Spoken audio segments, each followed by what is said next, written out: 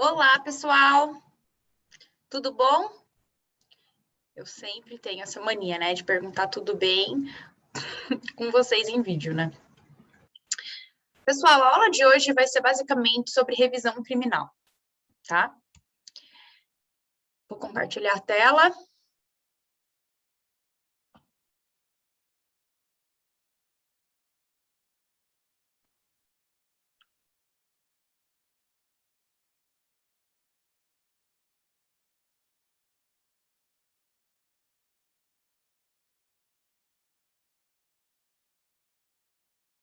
Aqui. Bom, revisão criminal, desde logo, já devo salientar para vocês que não é um recurso. Revisão criminal é uma ação autônoma. Então, dentro daquelas classificações lá, é uma ação autônoma de impugnação, tá? Ou melhor dizendo, uma ação autônoma constitutiva de impugnação. A revisão criminal, ela é exclusivamente com o intuito de impugnar uma sentença condenatória transitada em julgado. Então, o primeiro requisito, evidentemente, é que tenha havido o trânsito em julgado da sentença condenatória. O segundo, que seja uma sentença condenatória. E o terceiro, que apenas seja postulada pela defesa. Então, vamos especificadamente a cada um. Trânsito em julgado. Por que será que necessita do trânsito em julgado? Primeiro, por uma questão óbvia. Porque temos os recursos ordinários, e o que se compreende como recursos ordinários, aqueles em que vão até o segundo grau, ou melhor dizendo, aqueles em que, ainda que vá para o STJ e STF, não entram em recursos especiais ou extraordinários. Ou seja, quando eu ainda posso discorrer a respeito do mérito, a respeito de prova, a respeito da própria substância da pretensão acusatória ou da tese absolutória. Observem, eu disse aqui que um recurso ordinário poderia ir ao STJ e STF. Sim, existem aquelas hipóteses de ação originária, em que a competência já se inicia no STJ e no STF, certo? Mas, em suma, recursos ordinários são aqueles que não são atacáveis, são aqueles casos em que não recaem, certo, em competência recursal do STJ e STF. Então, são recursos que não enquadram no âmbito de recurso especial e extraordinário. Recursos extraordinários, então, engloba o especial e o próprio recurso extraordinário, tá? Então, finda toda essa fase de recursos ordinários e recursos extraordinários, não havendo mais para onde ir, o que ocorre? O trânsito em julgado. Pode, logicamente, ocorrer o trânsito em julgado de maneira prematura. Então, quando as partes não recorrem, por exemplo. E aí eu tenho trânsito em julgado, tá? Então, gente, a revisão criminal, ela serve exatamente com esse intuito de finda a fase de recurso especial, de recursos ordinários e recursos extraordinários, ocorrido o trânsito em julgado, para que a defesa possa ainda alegar alguma coisa, existe a revisão criminal.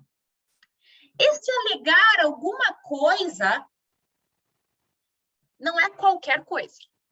Então, eu não vou poder revolver toda a matéria que foi trazida durante a persecução penal. O que eu preciso? Eu preciso que tenha ocorrido um erro judiciário ou o surgimento de um fato novo. Veja, erro judiciário. Aqui não se engloba aplicação injusta da lei. mas sim um erro judiciário, hipótese que comportaria uma nulidade absoluta, por exemplo. Pode ser que também esse erro judiciário tenha ocorrido por conta de uma aplicação equivocada da pena. E, em especial, que a revisão criminal tenha fatos novos. Tá? Então, o artigo 621 do CPP, a partir dele, vai trazer as hipóteses de cabimento da revisão criminal e o seu manejo, o seu processamento, tá?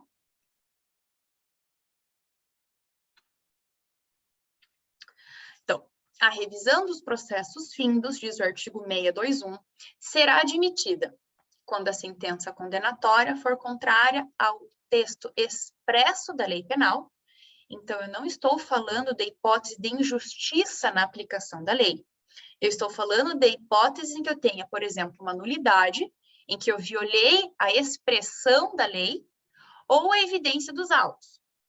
Né? Então, eu tenho uma hipótese em que eu contrario uma expressão da lei, seja na aplicação da pena, seja reconhecendo uma questão de nulidade absoluta, evidentemente. Tá?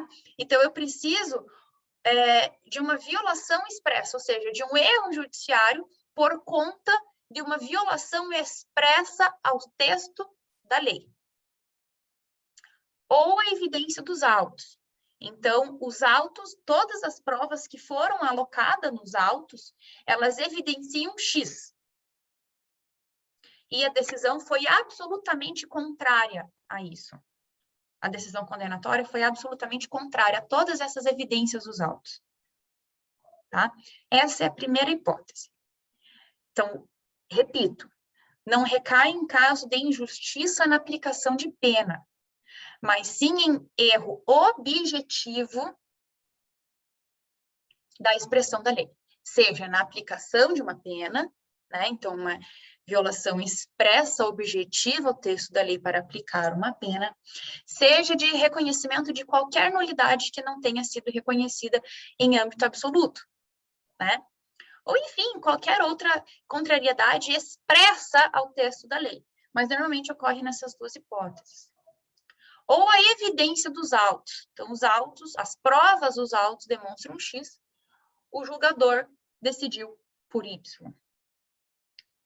Quando a decisão condenatória se fundar em depoimentos, exames ou documentos comprovadamente falsos, também uma hipótese de erro judiciário. As provas já existem no processo, porém elas são falsas. Então, depoimentos falsos e uma perícia falsa. Então, a prova dos autos foram falsas e essas provas que embasaram o édito condenatório. Observe que se eu tenho uma prova falsa, mas a sentença condenatória não se embasou nela, não há hipótese de cabimento da revisão criminal. A sentença condenatória tem que ter se baseado nesses documentos, ou exames, ou depoimentos falsos. Tá? 3. Quando, após a sentença, descobrirem novas provas de inocência do condenado, ou de circunstância que determine ou autorize a diminuição de pena. Então, aqui são os fatos novos. Né? O inciso 1 e 2 recaem em erro objetivo do judiciário, e a hipótese terceira recai em documentos, provas, circunstâncias, qualquer elemento novo que possa demonstrar a inocência ou a diminuição de pena. Tá? Então, essas três são as hipóteses em que tem o cabimento da revisão criminal. Tá? Como o próprio texto da lei fala, do artigo 621, é de sentença condenatória. Significa que é um recurso exclusivo da defesa. Não pode, jamais, o Ministério Público ajuizar revisão criminal. Ele não tem competência, não tem legitimidade para tanto. quem ajuiza a revisão criminal, e observe no termo que eu estou falando, ajuizar, é sempre a defesa. Sempre. Lógico, eu não posso revolver uma decisão absolutória transitada em julgado. Jamais. Em razão da supremacia do princípio do favor rei. Eu posso, todavia, revolver uma sentença condenatória transitada em julgado, desde que eu recaia nas hipóteses do artigo 621, em que são sintetizados por um erro objetivo do judiciário ou surgimento de novas provas, novos fatos, novos elementos, tá? Então, volto a dizer, a sentença absolutória jamais, transitada em julgado, jamais pode ser impugnada, já a decisão, a sentença condenatória, ela pode, tá?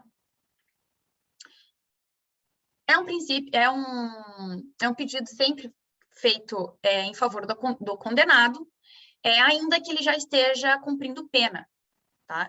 E ainda quando ele já tenha cumprido a pena. Porque a revisão criminal pode ser em qualquer momento. Lógico, né? Que não faz tanto sentido assim você ajuizar uma revisão criminal quando o sujeito já cumpriu toda a pena. Mas é possível? É. Né? A partir disso, por exemplo, ele poderia requerer alguma ação de indenização em âmbito civil, por exemplo, caso seja caracterizado o erro do judiciário, né? Então, é possível, sim, o ajuizamento e revisão criminal, ainda que o sujeito já tenha cumprido toda a pena. Então, não tem um prazo, não tem um tempo. É sempre após o trânsito em julgado. Deve, sim, ser feita por mediante advogado com capacidade para tanto. E, inclusive, pode ser feito, né, como outorgado, ou melhor dizendo, como sujeito capaz de parte requerente na revisão criminal, em caso de morte, os seus sucessores. Então, o cônjuge, ascendente, descendente ou irmão. Seja para provar a inocência daquele sujeito que já faleceu. Você quer demonstrar que aquele sujeito, teu irmão, por exemplo, não foi o autor daquele crime. Você quer demonstrar que não foi ele. E você juntou novas provas ali, você contrata um advogado e ajuiza uma revisão criminal, em razão da memória do seu irmão, por exemplo. Então, é possível, mesmo que em caso de morte, que o condenado tenha em seu benefício, ainda depois de morto, a revisão criminal. Então, até ali eu coloquei a qualquer tempo, né? A revisão criminal, gente, ela tem como procedimento que você vai ajuizar como se fosse um recurso da sentença, mas não é. Então, você vai ajuizar em segundo grau, para aqueles feitos em que a sentença condenatória foi proferida em juízo singular. Lógico, se eu tenho uma competência originariamente, por exemplo, eu comecei no STJ, comecei no TJ, a revisão criminal vai ser feita onde? No STJ. Se a minha competência originária é o STJ, a revisão criminal aí vai ser no STF, tá? Então, a revisão criminal sempre vai ser um órgão, hierarquicamente, a competência da ação originária. Tá? Então, se a ação se iniciou em primeiro grau, a revisão vai ser postulada em segundo grau. Se a ação se iniciou em segundo grau, a revisão vai ser postulada ali na instância superior, tá? Então, é sempre uma instância superior do oferecimento da denúncia. Então, sempre um órgão hierarquicamente superior à ação penal, tá? Deixa eu ver aqui mais de revisão criminal. Quando você vai ajuizar a revisão criminal, é necessário que você, além de você... Claro, quando os processos eram físicos, era necessário que você juntasse a integralidade da ação originária, mas nos processos eletrônicos, você pode, dependendo do sistema que você tenha, que você faça, digamos, ela vai ser uma ação, né? Você pode vincular, melhor dizendo. Então, não necessariamente você precisaria de cópia, dependendo do sistema que você tem. Tem sistema eletrônico que você vai utilizar.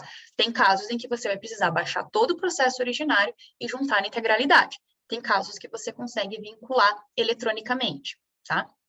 Mas, via de regra, você precisa juntar a integralidade dos autos originários, tá? e também a prova do trânsito em julgado. Então, você precisa de prova que transitou em julgado e, logicamente, as hipóteses dos pressupostos essenciais. Então, se você está falando ali de um erro do judiciário, você vai ter que provar o erro judiciário. Se você tem fatos novos, você vai precisar juntar os fatos novos. Uma observação quanto aos fatos novos.